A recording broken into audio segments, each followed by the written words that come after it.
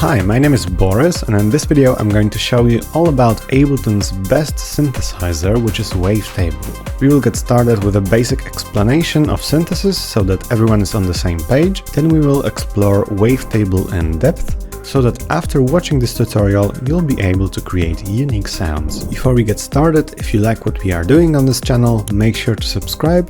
You've got a lot more content about Ableton synths coming up.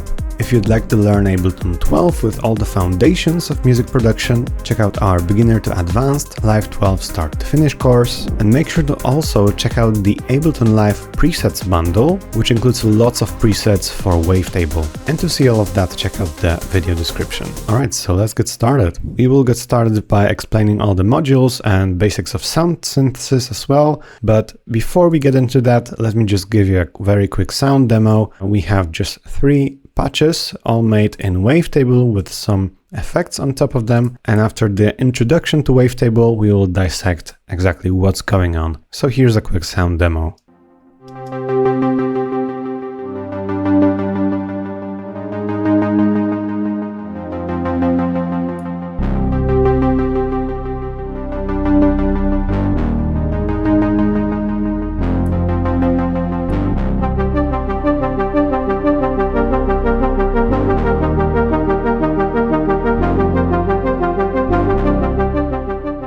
Alright, so here's a blank instance of Wavetable. When you load it up and enable the MIDI computer keyboard, you can just press keys from A to L, or some keys above as well for black keys, and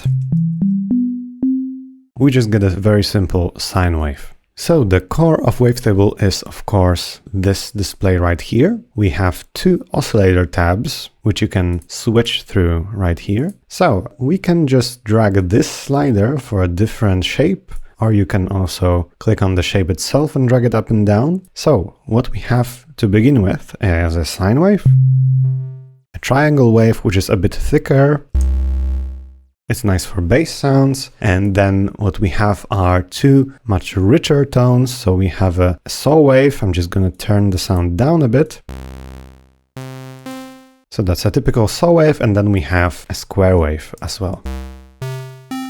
And you can, of course, sort of morph between these sounds. So if you want something between, let's say, a triangle wave and the saw wave, it's really easy to do. You just set this slider right here. Maybe let's begin with the triangle wave. It doesn't have too many harmonics. All right, so for now we will skip this section, this filter section, and let's go to the right. What we have by default is an amp envelope. And this is a very important concept. Basically, you have 4 controls: attack, decay, sustain, and release. And with these controls, you can shape how loud the sound is over time. To give you a bit more info, let me pull up an infographic. So attack, decay, and release are times. So you specify how long it takes for the sound at this stage. And sustain is just the level. But let's start with the attack. Basically, if we have the attack very low, that means the sound just starts playing immediately. But when we have the attack a bit higher, for example like this, it takes a while for the sound to appear. Let's quickly go back to our wavetable, and right now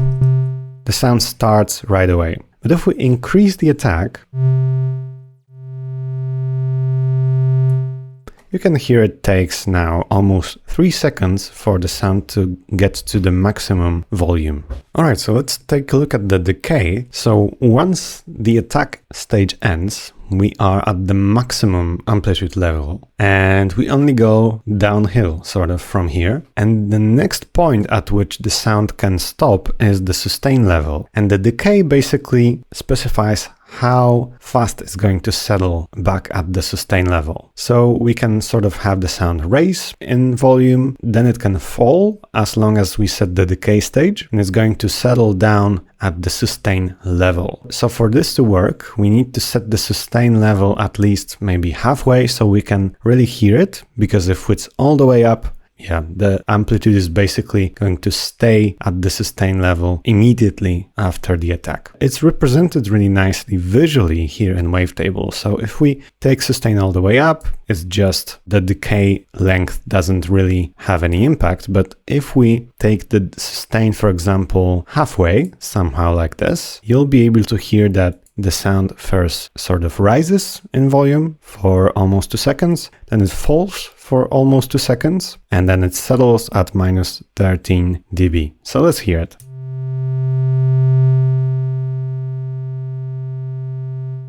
If we now set the sustain all the way up,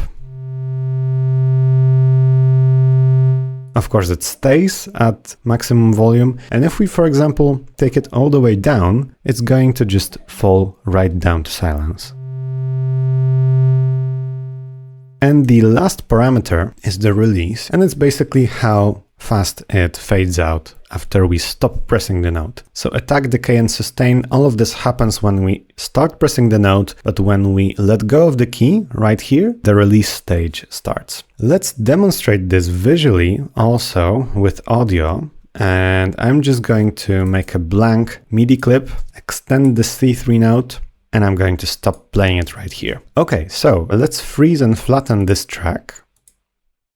Okay, so I'm going to draw in an envelope so you can see exactly. We are first raising the level, and this is the attack stage. Then we are falling down to the sustain level, and this is the decay. Then we are at the sustain level right here, the gain doesn't change. And then we basically have a fade at the end, and that's the release length. Maybe it's going to be a bit more obvious when I just raise the gain. So we are rising here with the gain, falling down, and also staying at the sustain level and just falling down again with the release. All right, let's go back to Wavetable. Now that we have an amp envelope, we can also take a look at the filter envelope. But to be able to hear that really clearly, I'm just going to have the attack at 0, so sound appears right away. I'm going to have sustain all the way up, so we're not falling down with the decay. And I'm going to have a bit of release, like 2 seconds.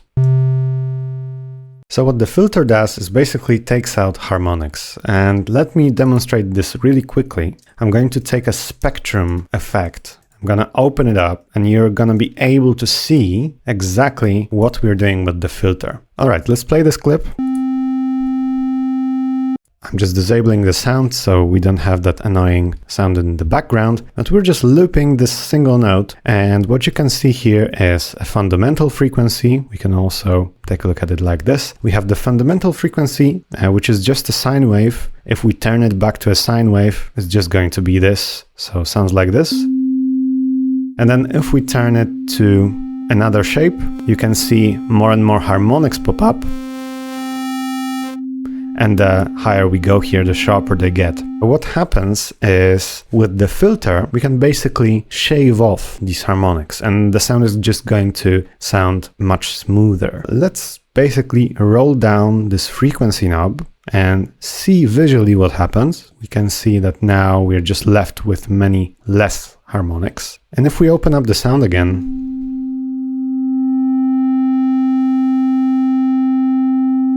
you can visually see and hear that the higher we go, the more harmonics we have. Especially in this area, take a look.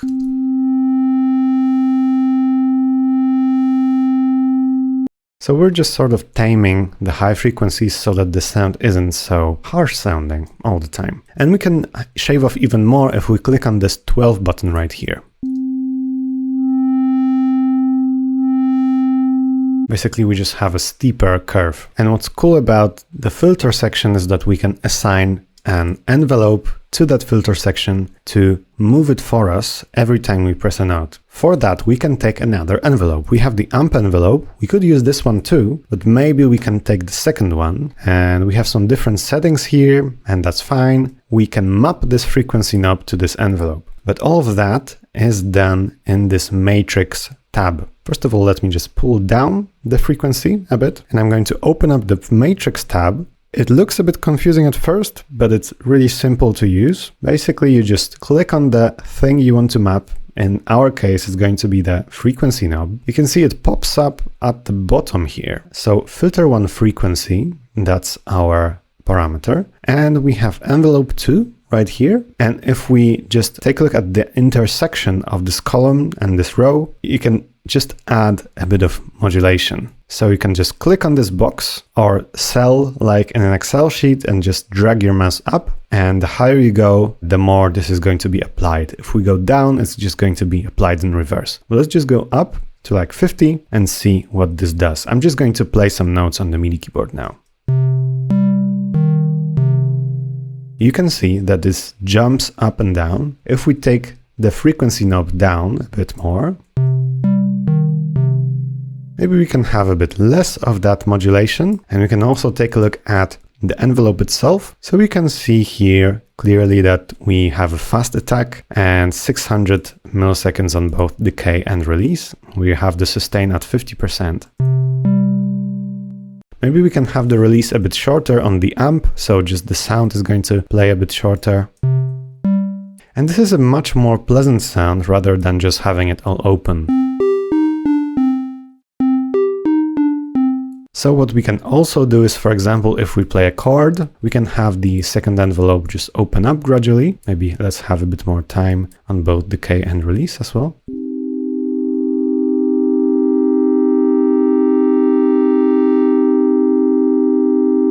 There are many different ways in which you can use this envelope, and just these 4 shapes in conjunction with the amp and the envelope, this can already imitate so many instruments. You can already make many tracks just with that and just with having the frequency of the filter in the right spot. Because, for example, we want to make a bass line. For example, a saw wave might be good for this. We can just go a few octaves down. By the way, I'm doing that with Z.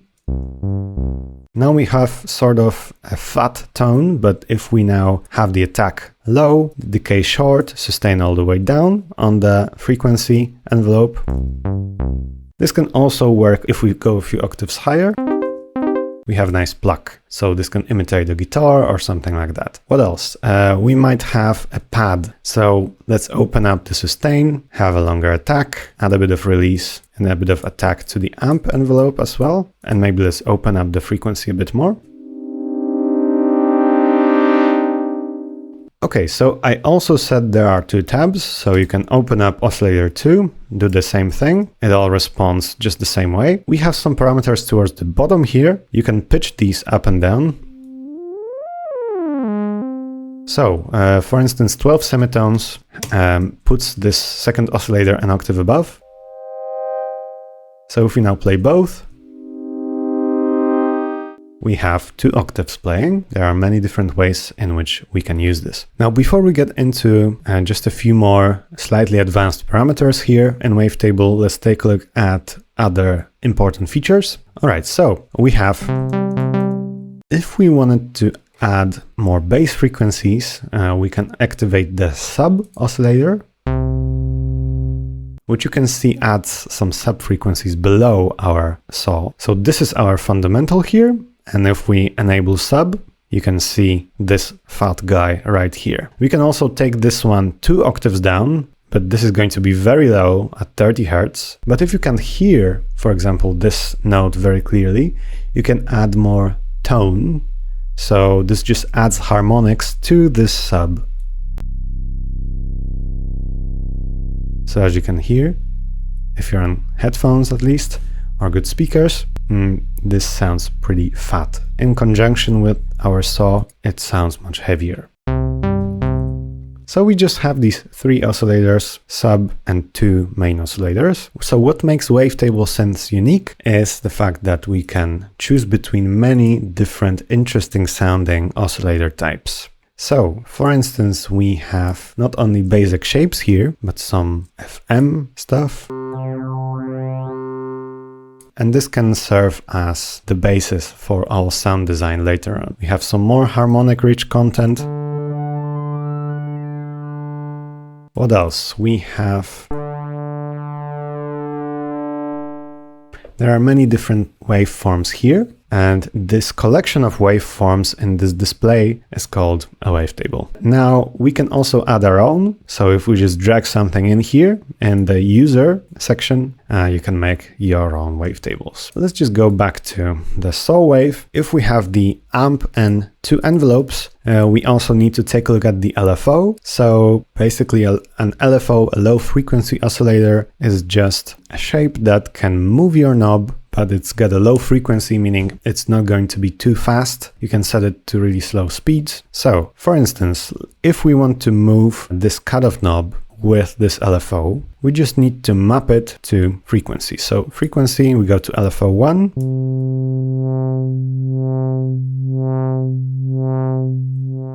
And if we want to increase the speed, we just increase the rate.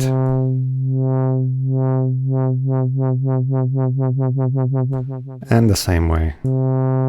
If we want it slower, we can adjust the amount here. We can change the shape.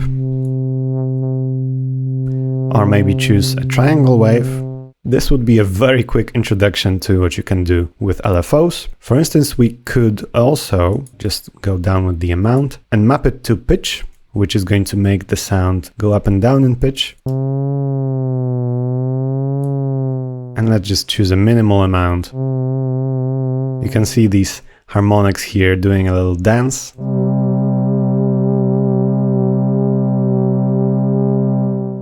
But this can make the synth sound much more analog, sort of. Maybe we need less of this mapping. You can go by increments if we just click and press the up and down arrow. So now the tuning isn't perfect with every note. Let's proceed on to something else. So if we have two oscillators, we can have different ways of using the filter. First of all, we have two filters. So we can just, for example, add a high pass filter as well, and also cut the low frequencies. So we're now just left with all of this. We have resonance, of course, which basically adds a boost of frequencies at the point where we're cutting it.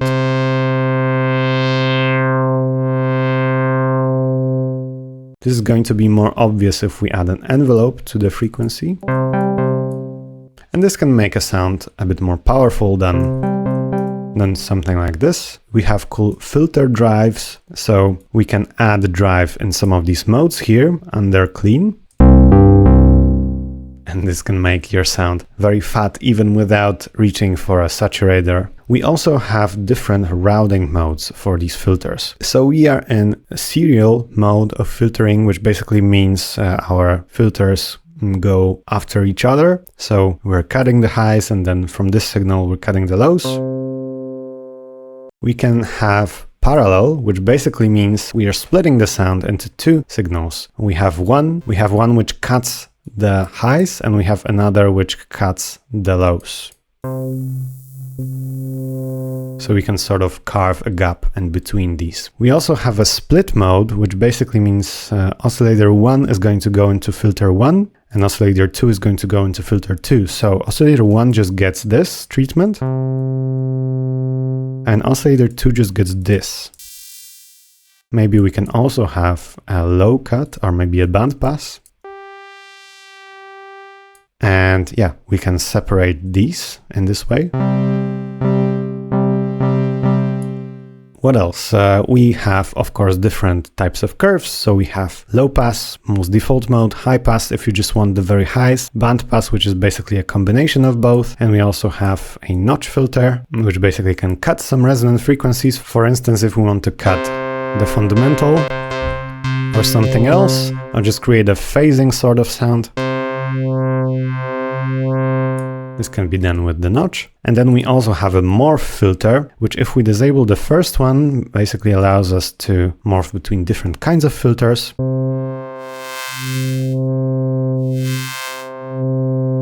And you probably know this from the auto filter effect. Okay, so let's just go back to just one curve. Another important feature here is unison. If we just disable the LFO, we can take a look at that. We can stack more oscillator voices, so we can sort of duplicate our synth and we can detune each of these duplicates, which is going to have a sort of a choir effect or just a much bigger sound. And that's really easily done. You just enable, for example, classic unison mode. We increase the voices amount to, for example, 3. Let's just test this sound. I'm just going to also reset the filter envelope.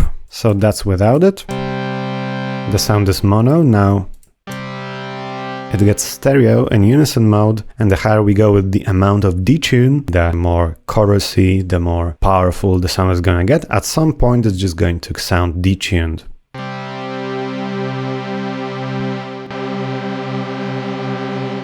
So anywhere after 40–50%, it just gets very detuned. So that's unison. We also have shimmer mode, which just sounds very lush. And some cool tricks I wanted to show you. For example, let's take another wavetable. For instance, we have this amber wavetable, which sounds quite curious.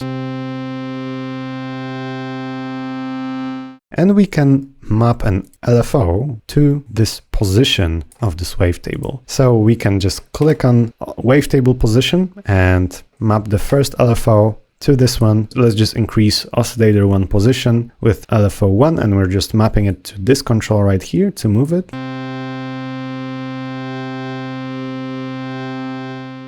So now if we, for example, take a bit of unison and we also throw in an envelope onto the filter, it's going to give us a nice pad sound.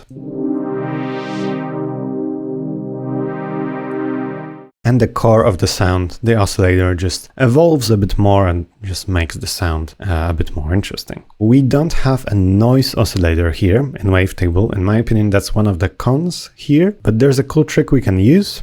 We have a noise section here. So, for instance, we have this high-pass noise wavetable, and if we disable this LFO, you can hear it has a tone to itself, so it's not ideal, and it's also very static. So we just need to move this wavetable with this LFO. And what we could do, for instance, is just high or maybe bandpass this sound. So we're not getting the ideal lush sounding white noise, but we can sort of add a bit of noisiness to our patches easily using this trick. What else? This is one of the first devices in Ableton which uses MPE, and this is sort of a new addition to MIDI, which is the way we sequence things and the way we write our patterns. And basically MPE stands for MIDI polyphonic expression. It allows you to control many different parameters in the synth based on the way you press notes on your MPE enabled MIDI controller. And for instance, on push 3, you can slide between notes just by sliding your finger over the pads, and you're not just locked to a single MIDI note at a time. And you can also do many different things. It's a bit like Aftertouch on a classic MIDI keyboard. It's just got many more modulation possibilities. All right, so now that we have the very basics of Wavetable covered, let's just take a look at our 3 patches for today. And the first one is a bit of an ARP sequence. We don't actually have an arpeggiator here, but we are using this LFO to add that. So let's play it.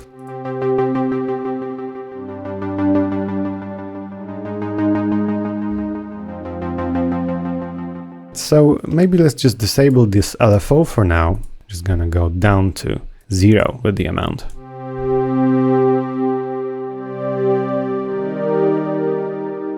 The basis of this sound is just a nice lush saw wave pad. We have 2 oscillators. That's the first one. The second one is pitched by 7 semitones, which is a 5th. That's a really nice interval and it works well. Just add some interesting harmonics here.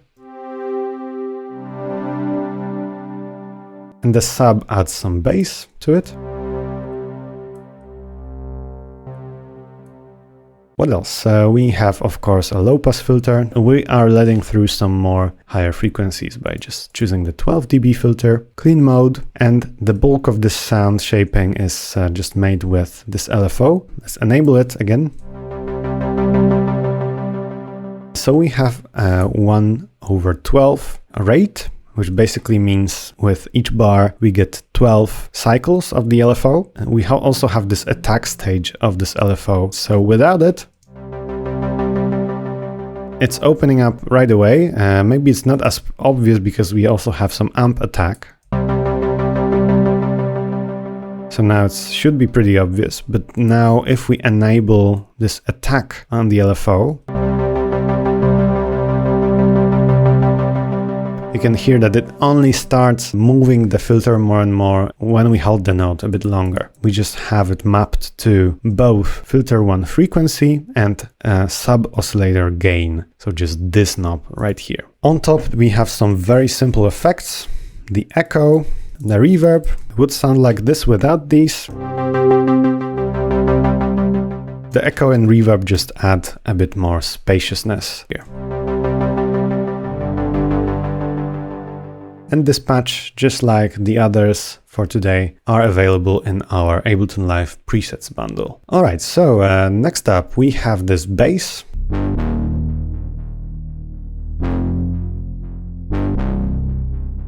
Right, so we have also all of the oscillators enabled. Let's get started with the first one. It's a square wave. As you can probably hear, we have Unison enabled, would sound like this without it. We're in the classic mode with 3 voices. Maybe I'm gonna disable the effects here so we can hear dry. And then on top we have another oscillator, which is an octave above. So this oscillator is -24 steps, so 2 octaves down. This oscillator is 12 steps down, so 1 octave down. And we also have a sub, which sounds like this. So it doesn't give us much of a sub. It's the same octave as this one. And that's also how it can be used. So not always does it have to sit underneath everything. If we just take some oscillator down even further, and this can just boost our harmonics on top of it. So what else is going on? Of course, we have an envelope applied to the frequency knob on the filter. So we have a few more parameters here. This is the filter. And what else? We have oscillator 2 position being modulated by envelope 3. So if we take a look, this is envelope 3 and this is our sub 3. So getting a bit less harmonics. What else? We have the LFO mapped to a bunch of parameters. Oscillator 1 gain, sub gain, and filter 1 frequency. So LFO 1 is right here. We have a sine wave. And this just adds a bit of movement to the gain and also to the filter, just makes this sound slightly more interesting. On top of this, we have saturation, just for some additional drive here. And then also echo and reverb, standard stuff for a bit of space, very subtle here. The echo is a bit more present. So that would be our second patch. And the third one sounds like this. Let's play it.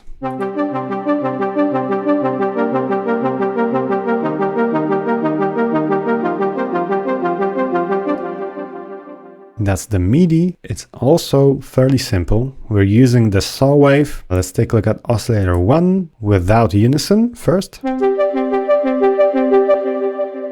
And I'm gonna disable the effects. Then we also have oscillator 2, which is our white noise trick. And that would be only audible if we just went up higher with the cutoff. So just adding that subtle white noise in the background. If we made it louder here, it would be more obvious, but let's just leave it subtle. We also have a sub underneath.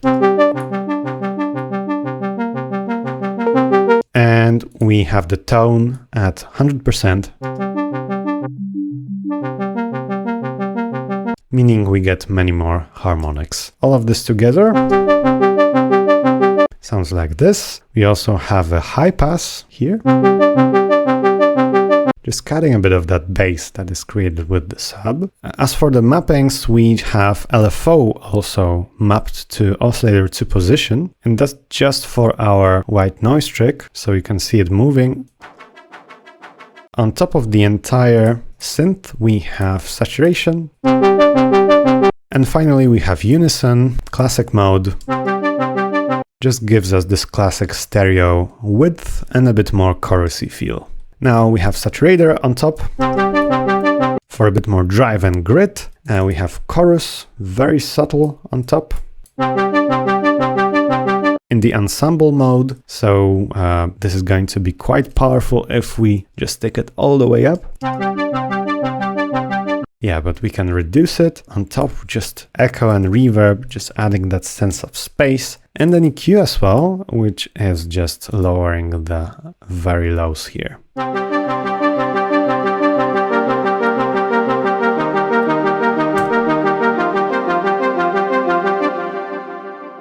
And many other of our Ableton presets also are racked like this, so you can easily control the most important parameters, like cutoff chorus and just echo reverb.